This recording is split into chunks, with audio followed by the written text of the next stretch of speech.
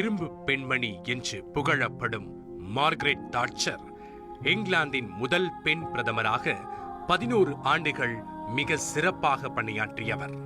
ஆணாதிக்க கோட்டையான இங்கிலாந்து அரசியலை கலக்கியவர். ஒரு மளிகை கடைக்காரரின் மகளாக சாதாரண குடும்பத்தில் பிறந்து வேதிய ஆய்வாளராக பணியாற்றி பின்னர் அரசியலில் ஈடுபட்டு பாராளுமன்ற உறுப்பினராக தேர்ந்தெடுக்கப்பட்டார்.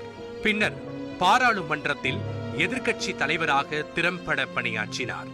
1979 இங்கிலாந்தின் பிரதமரானார்.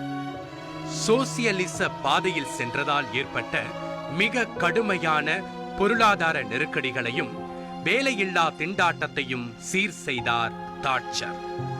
திவால் நிலைக்கு தள்ளப்பட்ட இங்கிலாந்தை மீட்டெடுத்த சாதனையாளரான தாட்சரை இடதுசாரிகளும் தொழிற்சங்கவாதிகளும் இன்றளவும் வெறுக்கிறார்கள். தொழிற்சங்கங்களின் ஆதிக்கத்தை உடைத்தார். அரசு நிறுவனங்களை தனியார் மயமாக்கி வரிகளை குறைத்து பொருளாதார வளர்ச்சியை ஊக்குவித்து வேலையில்லா திண்டாட்டத்தை வெகுவாக குறைத்தார். அமெரிக்க ஜனாதிபதி ரீகனுடன் இணைந்து சோவியத் ரஷ்யாவின் ஏகாதிபத்தியத்தையும் அச்சுறுத்தல்களையும் எதிர்த்து போராடினார். ஆனால் சோவியத் ரஷ்ய அதிபர் கார்பஷேயுடன் நட்பு பாராட்டி பல சர்வதேச மோதல்களுக்கு திறம்பட தீர்வு கண்டார். உலக வரலாற்றில் தடம் பதித்த இரும்பு பெண்மணி மார்கரெட் தாட்சர் பிறந்த தினம் 1925 அக்டோபர் 13.